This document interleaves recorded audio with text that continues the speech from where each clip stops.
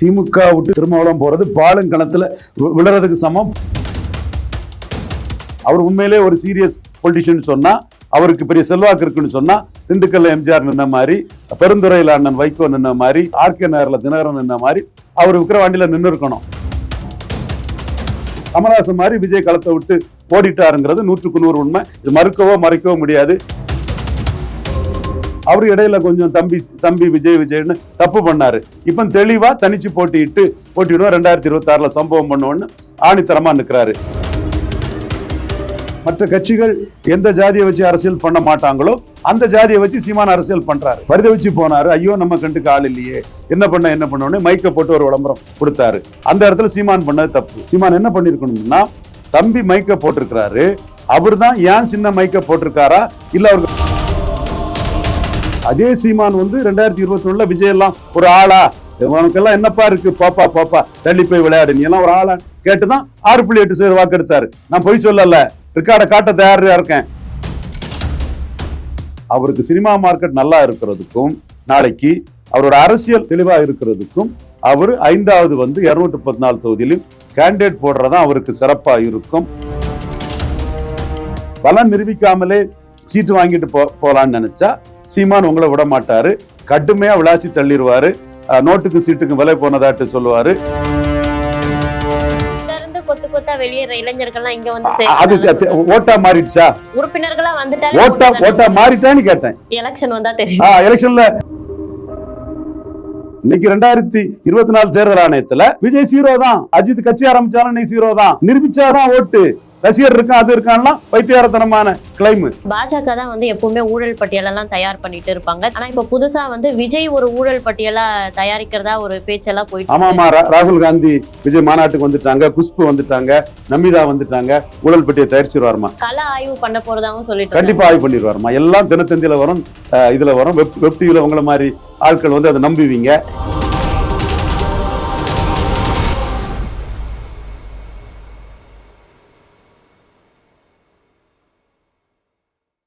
You Tamil நேயர்களுக்கு வணக்கம். தமிழகத்துல அரசியல் நிகழக்கூடிய அதிரடியான பல விஷயங்களை பத்தி இன்னைக்கு நம்ம கூட பகிர்ந்துக்கிறதுக்காக அரசியல் விமர்சகர் ரவீந்திரன் சார் அவர்கள் தான் இணைஞ்சிருக்காங்க. வணக்கம் சார். வணக்கம் மேடம்.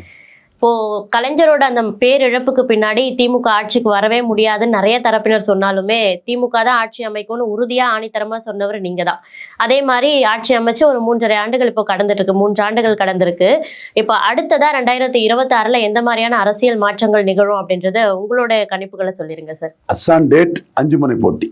திமுக அணி இன்டாக்டா இருக்கும். திருமாவளவன் புத்தக வழி வீடு அதெல்லாம் ஒண்ணுமில்லை. ஒன்னா இருந்து சாப்பிடுவாங்க, ஒன்னா போய் பாலுங்கணத்துல விழுவாரா? திமுக விட்டு திருமாவளவன் போறது பாலுங்கணத்துல விடுறதுக்கு சமம். பிளவுக்கு வாய்ப்பு இருக்கு. திமுக விட்டு திருமாவளவன் போறது பாலுங்கணத்துல விடுறதுக்கு சமம். போக மாட்டாரு. அவர் பிழைக்கிற வழியை தான் பார்ப்பாரு. திமுக கூட தான் இருப்பாரு நான் சொல்ல வர்றேன். அண்டி பிழைப்பாரு அப்படின்னு சொல்ல வரீங்களா? இந்த வார்த்தை தேவையில்லாத வார்த்தை. அது ஒரு அணியாட்டு அவங்க இருக்கிறாங்க. ஆர்கே நகர்ல தோல்வி அடைஞ்ச பிறகு எல்லாரும் சேர்ந்து ஜெயித்திருக்காங்க. நானே உருவாக்குனதுன்னு திருமாவளவன் சொல்றாரு. மு.க. ஸ்டாலின் அவர்களே கூட்டணியின் வெற்றின்னு சொல்றாரு. அந்த வகையில் உங்க வார்த்தை கொஞ்சம் கடுமையான வார்த்தை, தேவையற்ற வார்த்தைன்னு தான் நான் கருதுறேன். வேற என்ன மாதிரியான மாற்றங்கள் நிகழும் சார்? 2026 ஆட்சி அமைக்க போறது யாரா இருக்கும் அப்படின்னு நினைக்கிறீங்க? 5 முனை போட்டி நடக்கும். முதல்ல திமுக அணி இன்டாக்டா இருக்கும். 2024 திமுக அணி இன்டாக்டா இருக்குங்கிறத நான் சொன்னேன். அதே மாதிரி இன்டாக்டா இருந்தாங்க, இப்பவும் இன்டாக்டா இருக்கும்னு சொல்றேன். காரணம், ஒரு காம்பினேஷன் கெமிஸ்ட்ரியில் வெற்றி பெற்றவங்க. வெற்றி பெற்றது வரை அந்த அணி தொடரும். இதை தாண்டி திருமாவளவன் 0.7% ஓட்டு தான் பேசிக்காக எடுத்தார். அண்ணன் வைகோ 0.9% வாக்கு தான் எடுத்தார். கம்யூனிஸ்டுகள் 6.5% ஓட்டு தான் எடுத்தாங்க. காங்கிரஸுக்கு கன்னியாகுமரி கட்சி வசந்தகுமார் தவிர டெபாசிட்டே கிடையாது. கார்த்திக் சம்பரத்துலாம் டெபாசிட் கிடையாதுங்க. வாக்குலயே பேசுவாரு. நாம் தமிழர் எடுத்த ஓட்ட சிதம்பரம் இவங்க அப்பா இவங்கெல்லாம் சேர்ந்து தனியா காங்கிரஸ் நிற்கும்போது கிடையாது. சும்மா பாய்க்குலயே 4 பேரை பத்திரிகை பிடிச்சி வச்சுக்கிட்டு செட்டப் பண்ணிட்டு பெரிய இது மாதிரி பேசுறதுதான் இவங்களுக்கு வழக்கம். கிடையாது, டெபாசிட் கிடையாது. உண்மை, நான் மறுத்தர முடியுமா? இந்த கேள்விக்கு நீங்க கார்த்திக் சிதம்பரத்துக்கு செட்டப் பண்ணி கொஸ்டின் கேட்கக்கூடிய நிருபர்கள் கேட்கணும். உங்களுக்கு நாம் தமிழர் வாக்கு கூட உங்களுக்கு சிவகங்கையில இல்லையே, நீங்க டெபாசிட் இழந்ததா சொல்றாங்களேன்னு கேட்கணும். சும்மா அவரை பெரிய போக்கஸ் தலைவர் மாதிரி காட்டிட்டு என்ன இருந்தாலும் கடைசியில் ராகுல் காந்தி கால தான் அவர் விழுவாரு. அது இல்லாமல் அவரால் நிற்க முடியாதுன்னு தெரியும். ஓகே, காங்கிரஸுக்கு நிலைமை கட்சி வசந்தகுமார் தவிர யாருக்குமே டெபாசிட் கிடையாது. இவங்க என்னத்தை போய் வெளியே போய் என்னத்தை சாய்ச்சிருவாங்க? இவங்களுக்கு என்ன பலம் இருக்கு? ஒரு காம்பினேஷன்ல ஜெயிக்கிறாங்க. அதனால் ஸ்டாலின்ட்ட மட்டும் தூக்கி கொடுக்க தயாரில்லை. ஒரு காம்பினேஷன்ல ஜெயிக்கிறத ஸ்டாலின்ட்ட மட்டும் தான் தூக்கி கொடுக்க தயாரில்லை. ஸ்டாலின் அதுல பெரிய கட்சிங்கிறனால அவருக்கு அந்த இம்பார்ட்டன்ஸும் அவர் தான் சீட்டு கொடுக்குறாருங்கிற தன்மையும் அதுல வருதே தவிர ஒரு காம்பினேஷன் கெமிஸ்ட்ரி வெற்றி. இந்த காம்பினேஷன் வெற்றி தொடரும். ஸோ அந்த அணி இன்டாக்டா இருக்குங்கிறத நான் முடிச்சிடுறேன். அடுத்தால இன்னொரு அணியை ஜெயிக்க வைக்கக்கூடிய பலமும் அதுல யாருக்கும் கிடையாது. அவங்கள ஜெயிக்க வைக்க பலமும் வெளியே யாருக்கும் கிடையாது. ஸோ மஸ்ட் எல்லாத்துக்குமே. ஸோ அது அப்படி கண்டினியூ ஆகும். அடுத்து அதிமுக அணி எடப்பாடி தேமுதிக இருக்காங்க. தேமுதிக இப்போ அதில் கமிட் பண்ணிட்டாங்க. அடுத்து என்டிஏ இன்டாக்டாக இருக்கிறாங்க. டாக்டர் ராமதாஸ் கேண்டிடேட்டை அண்ணாமலை தான் அனௌன்ஸ் பண்ணார்.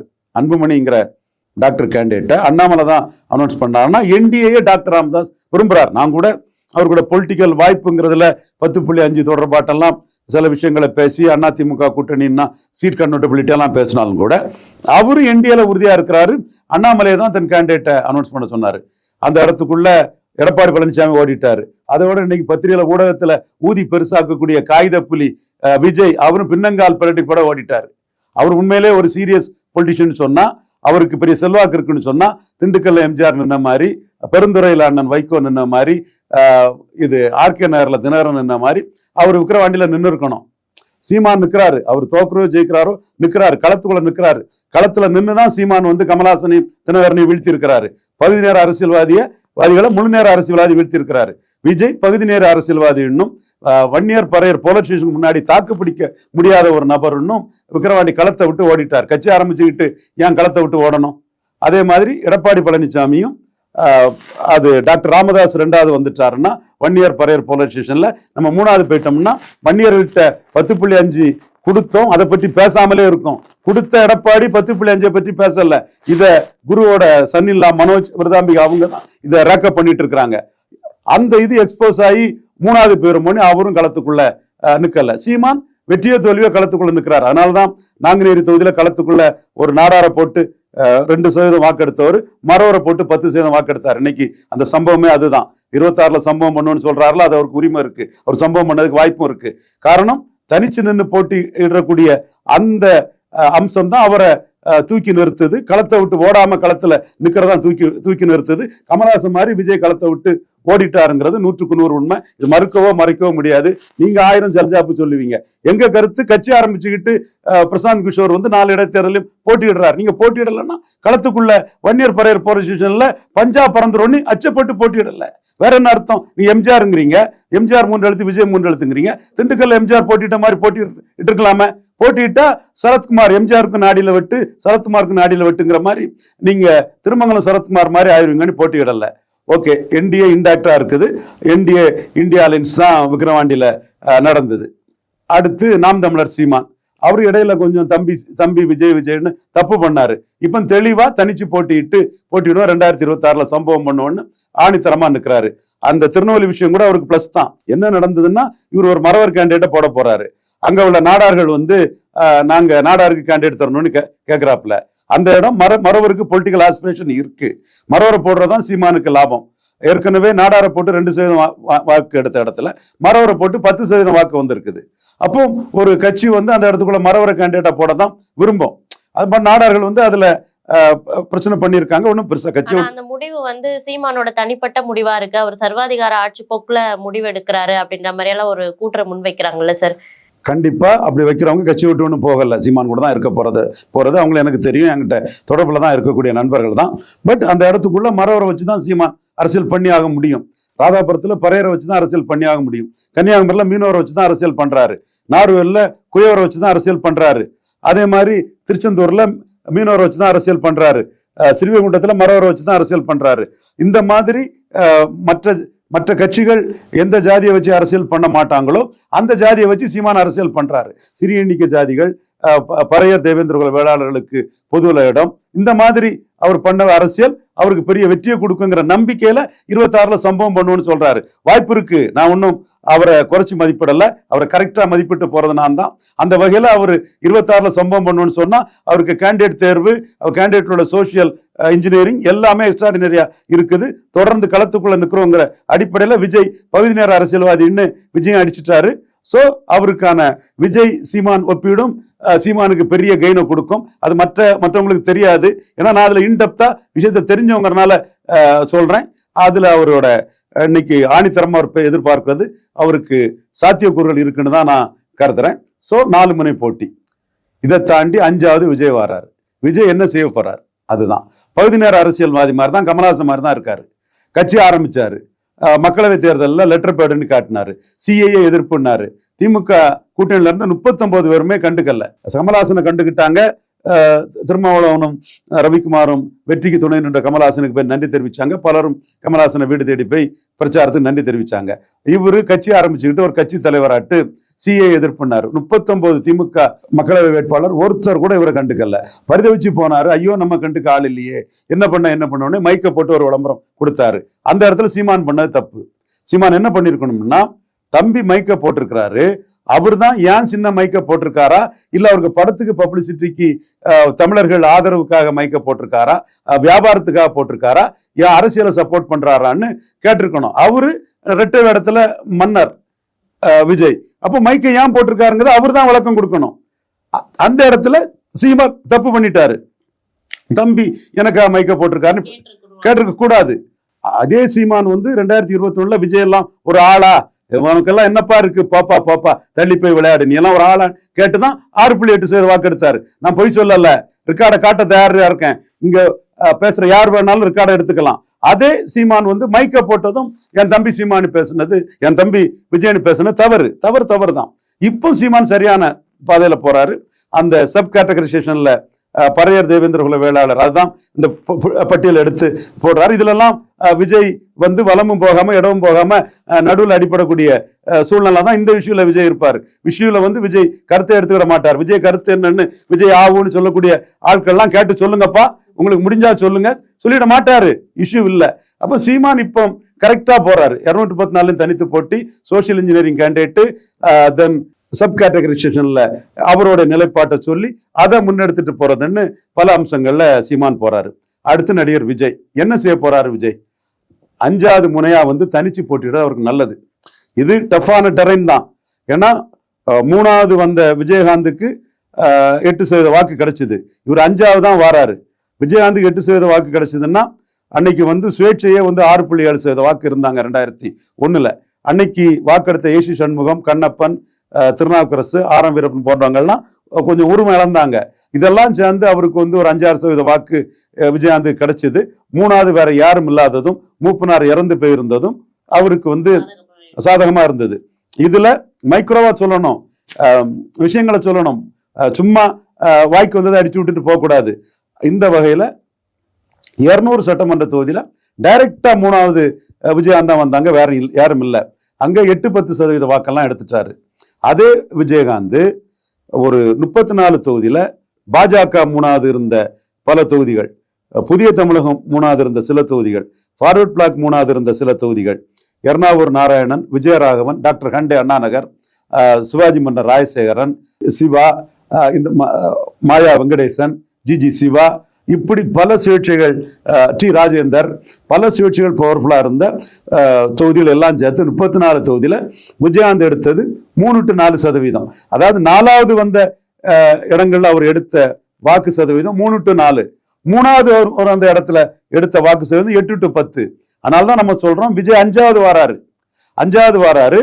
அது மட்டுமல்ல, சந்தர்ப்பவாதி அரசியல்ல பல நிறம் மாறினவரு, ராகுல் காந்தியை சந்திச்சவரு, மோடியை சந்திச்சவரு, திமுக ஆதரிச்சவரு, அண்ணா திமுக ஆதரிச்சவருன்னு பல கலர் அவருக்கு உண்டுன்னு சொல்லும் போது, கன்சிஸ்டண்டா விஜயகாந்த் மாதிரி இல்லாதவர்னு சொல்லும் போது அவருக்கு 4% தாண்ட மாட்டாருங்கிறது என்னோட கருத்து. ஆனா அவருக்கு சினிமா மார்க்கெட் நல்லா இருக்கிறதுக்கும், நாளைக்கு அவரோட அரசியல் தெளிவா இருக்கிறதுக்கும், அவர் 5வது 214 தொகுதியிலும் கேண்டிடேட் போடுறதான் அவருக்கு சிறப்பா இருக்கும். இதை விட்டுக்கிட்டு அவரு வேற யாரையாவது ஆதரிக்க போனாருன்னா, சிவாஜி பலம் நிரூபிக்காத சிவாஜி ஜானகி ஆதரிச்சு ஜானகிக்கும் பின்னடைவு, சிவாஜியும் ஒண்ணுமில்லாம போய் சினிமா மார்க்கெட்டும் சிவாஜிக்கு பாதிச்ச மாதிரி விஜய்க்கு சினிமா மார்க்கெட்டும் அதுல அடிபட்டு போகும். நம்ம விஜய்க்கு நம்ம சொல்றது என்னன்னா, நீங்க 2024 வந்திருக்கணும். 24 வந்திருந்தோம்னா 39 கேண்டிடேட் தேடி பிடிச்சி போட்டுடலாம். இப்போ 214 கேண்டிடேட் போடணும். உங்கள்கிட்ட எல்லாம் ஒன்றும் கேண்டிடேட் ஒன்றும் கொடுங்கன்னு கெஞ்சி வரல. நீங்க தேடுறீங்க. நான் நல்லா தெரியும் நமக்கு. அடுத்தபடியா சீமான் உங்களை விமர்சிக்கிறதுக்கெல்லாம் ஒரு சின்ன போஸ்டர் கூட உங்க ஆட்கள் எங்கேயும் ஒட்டல. அப்படியெல்லாம் உங்களுக்கு உடனே சீமானுக்கு எதிராக போர்க்கொடி தூக்கலாம் உங்களுக்கு ஆள் இல்லை. இதுதான் உண்மை நிலைமை. பட் உங்களுக்கு பாப்புலாரிட்டி இருக்குது. நல்ல கூட்டம் சேர்க்கக்கூடிய கெப்பாசிட்டி உள்ள ஒருத்தர் 214 கேண்டிடேட் போட்டால் ஒரு வாக்கு வலிமை வரும். விஜய்க்கும் அந்த வாக்கு வலிமை வரும். கமல்ஹாசனுக்கு வந்திருக்கு, இவரு விஜயகாந்துக்கு வந்திருக்கு, விஜய்க்கும் வரும். அதை விஜய் முயற்சி பண்ணுமே தவிர பலம் நிரூபிக்காமலே சீட்டு வாங்கிட்டு போலான்னு நினைச்சா சீமான் உங்களை விட மாட்டாரு. கடுமையா விளாசி தள்ளிடுவாரு. நோட்டுக்கு சீட்டுக்கு விலை போனதாட்டு சொல்லுவாரு. அடுத்தால சந்தர்ப்பவாத அரசியல், ஒரு கொள்கையற்ற அரசியல் பண்றதா சொல்லுவாரு. அது உங்களுக்கு பெரிய பின்னடைவை கொடுக்கும். அதுல நீங்க பெரிய வீழ்ச்சியை சந்திப்பீங்க. அது உங்களோட சினிமா மார்க்கெட்டையும் காலி பண்ணி விட்டுரும். ஸோ களத்துக்குள்ள வந்தாச்சு. தெளிவா 214 கேண்டிடேட்டும் போடுறதுக்குள்ள வேலையை விஜய் பார்க்கறது நல்லது. நான் ஏன் சொல்றேன்னா, விஜய் கூட்டணி வருவாரான்னு கேட்டா கடைசி நேரத்தில் சொல்றான்னு சொல்லி, கடைசி நேரத்தில் சொல்ல முடியும்னு சொல்லி ஐயா எதிர்கட்சி தலைவர் எடப்பாடி பழனிசாமி அவர்கள் சொல்லி 48 மணி நேரம் ஆகுது. விஜய்கிட்ட ரியாக்ஷன் இல்லை. அப்போ எடப்பாடி சீட்டு தந்தா சீமான் சொல்ற மாதிரி நோட்டுக்கும் சீட்டுக்கும் விலை போகலான்னு விஜய் நினைக்கிறாரா? அது நமக்கு தெரியல. அப்போ விஜய் தான் இதுல கிளியர் பண்ணணும். மீண்டும் சகாதேவ மாதிரி நம்ம சொல்றோம், விஜய்க்கு நல்லது. 214 கஷ்டப்பட்டாது தேடி பிடிச்சி எடுத்து கேண்டிடேட்டை போட்டு அவருக்கு பாப்புலாரிட்டியை வச்சு ஒரு வாக்கு வலிமையை காட்டி 29 அவர் ஆளாகிறது தான் அவருக்கு அரசியல்ல நன்மை பயக்கும். அதைத்தான் விஜய் பார்க்கணும். அதைத்தான் பார்ப்பாருன்னு நம்ம நினைக்கிறோம். அந்த வகையில 5 முனை போட்டி இருக்கும்னு நம்ம கணக்கிடுறோம். இப்போ கமல்ஹாசன் 39 எம்பி போட்டுட்டாரு. 214 போடுறதுக்கு திணறிட்டாரு. கமல்ஹாசன் என்ன காசு இல்லாதவரா, பணம் இல்லாதவரா, பாப்புலாரிட்டி இல்லாதவரா? எவ்வளவு நாள் நடிச்சிட்டு இருக்கிறாரு?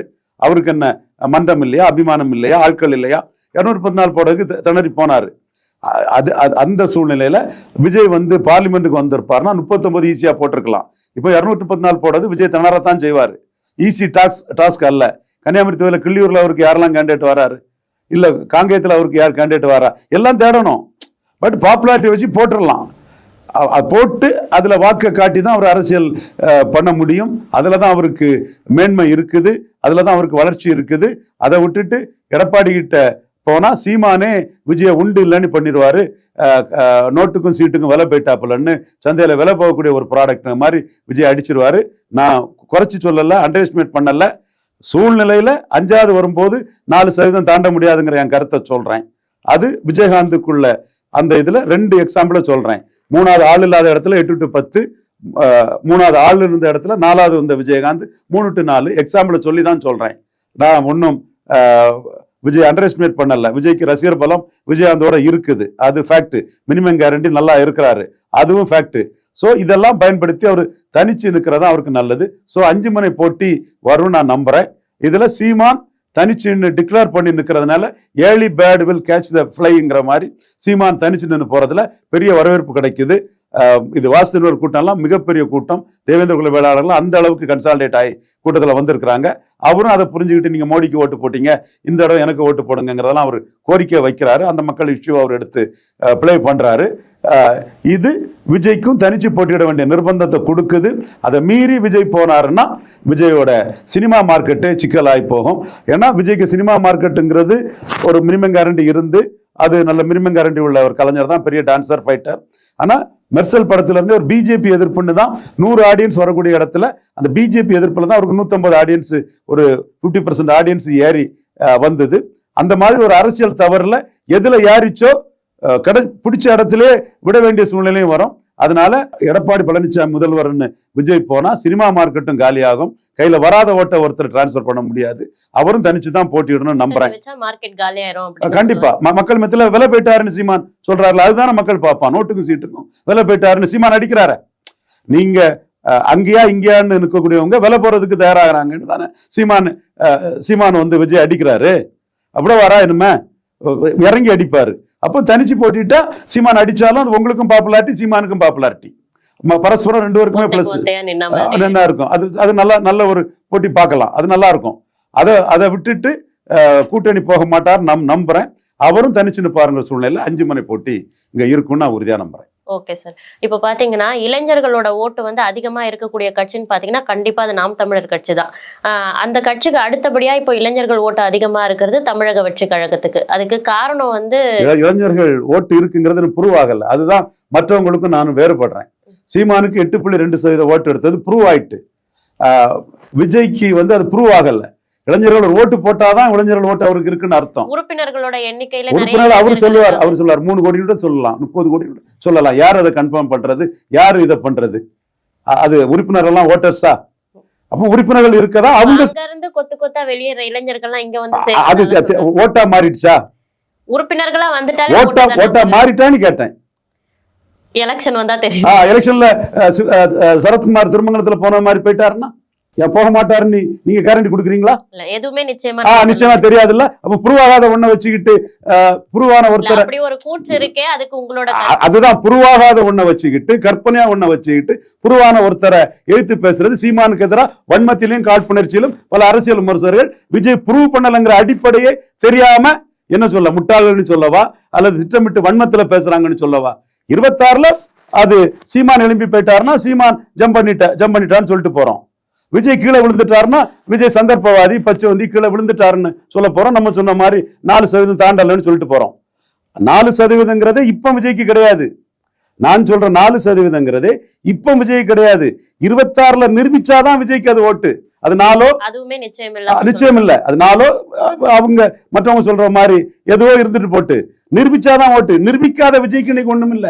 இன்னைக்கு 0 விஜய். அவர் கையில ஓட்டு இல்ல, ரசிகர்கள் ஓட்டு அல்ல, உறுப்பினர்கள் ஓட்டு அல்ல. இது கூட தெரியாம பேசிட்டு சீமான் மேல வன்மத்தையும் காழ்ப்புணர்ச்சியும் காட்டிட்டு இருக்கக்கூடியவங்களை என்ன சொல்ல, இப்படிதான் வன்மத்தையும் காழ்ப்புணர்ச்சியும் காட்டி பல்ப் வாங்கினாங்க. சொல்லட்டா ஒவ்வொருத்தர் பேரையும் 2% வரும்னாரு சுமன் ஸ்ரீராமன், 8% வந்துட்டாரு. கொஞ்சமாவது அறிவு நாணயத்தோட ஒரு இன்டெலக்சுவல் ஆனஸ்டியோட நான் 2ன்னு சொன்னது தப்புங்க, ரவீந்திரன் துரைசாமி 8ன்னு சீமான் சொன்னதான் கரெக்ட்னு எங்கேயாவது சொல்லி இருக்கிறாரா? நான் சொல்லியிருக்கிறேன். எடப்பாடி பழனிசாமி 15% நிறுத்துவோம்னு சொன்னேன். என்னால முடியல. காரணம் வன்னியர்கள் 10.5க்காக அள்ளி கொட்டிட்டாங்க. விஜயகாந்த் சிம்பதியில பிரேமலதா அம்மையார் 5% ஓட்டை கொண்டு கொடுத்துட்டாங்க. இன்னும் இருக்குல்ல 5% ஓட்டுக்கு அவங்க சீட்டு கேட்பாங்க. அப்போ இருக்காது. சோ அவர் வந்து நான் சொன்னது மாதிரி 15%க்குள்ள எடப்பாடி பழனிசாமி ஐயாவை நிறுத்த முடியல. ஒரு சீட்டு ஜெயிக்காதுன்னு சொன்னேன், கள்ளக்குறிச்சி ஜெயிக்காதுன்னு சொன்னேன், நாடாளுமன்றத்துக்குள்ள ரொம்ப மோசமா போகும்னு சொன்னேன். அது எல்லாம் நடந்தது. ஆனா 15% நிறுத்த முடியலங்கிறத ஆனஸ்டா நான் ஒத்துக்கிறேன். சீமானுக்கு 8% வரும்னு சொன்னேன், நடந்தது. என்டிஏ 15 தாண்டுவாங்கன்னு சொன்னேன். எதுவுமே கிரெடிபிலிட்டி பார்க்கறது கிடையாது, எதுவுமே நம்பகத்தன்மையை பற்றி கவலைப்படுறது கிடையாது. வாய்க்கு வந்ததை அடிச்சு விட்டுட்டு போயிருதுக்குன்னு ஒரு கூட்டம் இருக்குதுன்னு சொன்னா சொல்லலாம், விஜய் எவ்வளவு வருவாருன்னு சொல்லலாம். ஆனா இன்னைக்கு விஜய் 0 தாங்கிறத ஒத்துக்கணும். இன்னைக்கு 2024 தேர்தல் ஆணையத்துல விஜய் 0 தான். அஜித் கட்சி ஆரம்பிச்சாலும் இன்னைக்கு 0 தான். நிரூபிச்சாதான் ஓட்டு. ரசிகர் இருக்கான் அது இருக்கான்லாம் பைத்தியாரத்தனமான கிளைம். அது உண்மையான ஓட்டு. அது உண்மையாக வர நீங்க 0 தான். புரியுதா உங்களுக்கு? நிரூபிக்கிற வரைக்கும் அவங்க 0 தான். நிரூபிக்கிற 0 தான். சசிகலா அம்மையார் 0 தான், தீபா ஜெயக்குமார் 0 தான், விஜய் 0 தான். அதனாலதான் அவர் கையில இல்லாத ஓட்டை யாருக்கும் டிரான்ஸ்பர் பண்ண முடியாதுங்கிறத நான் சொல்றேன். இதே விஜய் 2024ல களத்துக்குள்ள வந்து நான் அன்னைக்குன்னா ஒரு 5-6% வந்திருக்கும் என்னோட கணக்குப்படி. 24ல 6% வந்திருக்கும். 24ல வந்து எடப்பாடி, அண்ணாமலை, சீமான், ஸ்டாலின் எல்லாம் மீண்டு எஸ்டாப்ளிஷ் ஆனால்தான் நான் 2 குறைச்சி 4 கொடுக்குறேன். புரியுதுங்களா உங்களுக்கு? 19ல வந்தா 10 தாண்டி இருப்பாரு. இப்ப நான் லாஜிக்கலா நான் பேசுறது உங்களுக்கு புரியுதா? 21ல வந்தா ஒரு 8 வந்திருப்பாரு, 24ல வந்தா 6 வந்திருப்பாரு. 3 தடவை 4 தலைவர்களை எஸ்டாப்ளிஷ் பண்ண விட்டுக்கிட்டு அவங்க எல்லாம் ஸ்ட்ரெங்தன் ஆன பிறகு 4 பேர் ஆன பிறகு 5வது வராரு, 4% தாண்ட மாட்டாருன்னு நான் சொல்றேன். அதுவும் நிரூபிச்சாதான் 4%. இது நான் தெளிவாதான் என்னோட கருத்து சொல்றேன். மற்றவங்க மொட்டச்சாத்தான் குட்டையில விழுந்தாங்கன்னு ஏற்கனவே சீமானை பற்றி சொல்லி பல்ப் ஆனவங்க எல்லாம், இந்த பேசக்கூடிய முகங்கள்லாம் முதல்ல சீமானை பற்றி இதுக்கு முன்ன பேசி சரியானதெல்லாம் சொல்லட்டு பார்ப்போம். அது யாரா இருந்தாலும் சரி, எனக்கு நெருக்கமானவங்களாம் சரி, யாரா இருந்தாலும் எல்லாரும் நண்பர்கள் தான், சோதரர்கள் தான். சோ ஒரு நாணயம் வேணும், ஒரு நம்பகத்தன்மை வேணும் சொல்றதுக்கு. விஜய் பலம் நிரூபிக்காதவர். அவர் 26ல பலம் நிரூபிக்கலாம். என்ன பலங்கிறது ரெண்டாவது. 24ல பலம் நிரூபிச்சிருந்தா அந்த பலத்துக்கு தக்கன அவர் சீட்டு கொடுத்திருக்கலாம், அல்ல சீட்டு வாங்கியிருக்கலாம். சும்மா பிராண்டிங் மாஸ்டர்ஸ் இன்ஃபுளுன்ஸ் பண்றாங்கன்னா, பேர் கூட சொல்றேன், எனக்கு நண்பர் தான் அவரு. தப்புகளை எழுதக்கூடாது, தப்புகளை பேசக்கூடாது, நிரூபிச்சுட்டு பேசுங்க. இப்போ பாத்தீங்கன்னா பாஜக தான் வந்து எப்பவுமே ஊழல் பட்டியலெல்லாம் தயார் பண்ணிட்டு இருப்பாங்க, திமுக குறித்த ஊழல் பட்டியல். ஆனா இப்போ புதுசா வந்து விஜய் ஒரு ஊழல் பட்டியலா தயாரிக்கிறதா ஒரு பேச்செல்லாம் போயிட்டு ஆமா இருக்கு. ஆமா ராகுல் காந்தி விஜய் மாநாட்டுக்கு வந்துட்டாங்க, குஷ்பு வந்துட்டாங்க, நமிதா வந்துட்டாங்க. ஊழல் பட்டியை தயாரிச்சிருவாருமா, கண்டிப்பா தயாரிச்சிருவாருமா. கள ஆய்வு பண்ண போறதாவும் சொல்லிட்டு கண்டிப்பா ஆய்வு பண்ணிடுவாருமா. எல்லாம் தினத்தந்தியில வரும், இதுல வரும், வெப் டிவில உங்களை மாதிரி ஆட்கள் வந்து அதை நம்புவீங்க. ராகுல் காந்தி வந்தாராமா? இல்ல சார், நாங்க நடுநிலையா தான் கேள்வி இல்லம்மா, நானும் ஒன்னும் குறை சொல்லலம்மா. வதந்திகளை பரப்பி செய்திகளை பண்றதே, சினிமா வசூல் வர மாதிரி பொய் புரட்ட சொல்றதே அவங்களுக்கு வேலையா போச்சுன்னு சொல்றேன். ராகுல் காந்தி வந்தாராமா மாநாட்டுக்கு? இல்ல. வருவாருன்னு செய்தி வந்தா இல்லையா? ஏன்னா அவங்க நட்பு ரீதியா அது விஜய் சொன்னாரான்னு கேட்பாங்க. இது விஜய் சொன்னாரா? இல்ல, அதுவும் ஒரு இப்ப வதந்தி. இது விஜய் சொன்னாரா? இல்ல, தகவல் வந்திருக்கிறதா கட்சி சார்பில் நிறைய பேர் சொல்லிட்டு இருக்காங்க. தகவல் வந்தது, அது வந்தது. இவங்க வழக்கமே இதுதான். அதுதான் நாம அடிச்சு நொறுக்குவோம். உள்ளாட்சி தேர்தலில் 3வதுன்னாரு, கேட்டோம். சவுக்கு சங்கரை ஓட விட்டு அடிச்சோம். அதாவது கருத்தியல்ல, அவன் நம்ம தம்பி தான், அது வேற விஷயம். கஸ்தூரி சங்கர் அந்த விஷயத்துல துண்டக்கான துணியக்கானு ஓடிட்டாங்க. ஆதன் மாதேஷ் ஓடிட்டாப்புல. இவங்களை நம்பி செய்தி கொடுத்த எல்லாருமே நம்ம கிட்ட திக்கி தண்ணீர் நிற்கிறாங்க. இவ்வளவு 3 பேரையும் நான் ஆணித்தரமா அடிச்சு சொல்றேன்னா, அவங்க பண்ண மோசடிக்கு இவங்க துணை போனாங்க, அது மோசடின்னு நான் சொல்றேன். அவங்க கூட நீங்களே என்ன உட்கார வச்சு கேட்கலாம். இந்த மாதிரி அவங்க செய்திகளை, பொய் செய்திகளை பரப்புதல வல்லவர்கள். அதனாலதான் இவங்களை பொறுத்தளவுல 24 ப்ரூவ் பண்ணா அது அவங்க ப்ரூவ்டு ஓட்டா இருக்கும். 26ல ஓட்டை ப்ரூவ் பண்ணட்டு அது வரை அவங்க கதைகளை அடிச்சு விட்டுட்டே தான் இருப்பாங்க. அவங்க ஊதி பறக்கக்கூடிய பலூன்ல ஊசி வச்சு குத்தி அது இவ்வளவுதானி காட்டுறது நம்ம கடமை. எத்தனை பேர் வந்தாலும் உண்மைதான் ஜெயிக்கும். நம்மகிட்ட உண்மை இருக்குது.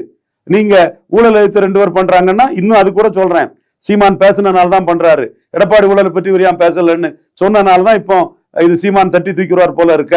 ஊழல் எதிர்ப்புல விஜய் சந்தர்ப்பவாதம் பண்றாருன்னு சீமான் நிரூபிச்சிருவார் போல இருக்கனால இந்த நியூஸை பரப்ப விடுறாங்க. விஜய் சொல்லணும், அல்லது புஷி ஆனந்த் சொல்லணும், திமுக அண்ணா திமுக ஊழல் நாங்க திரட்டிட்டு இருக்கோம்னு.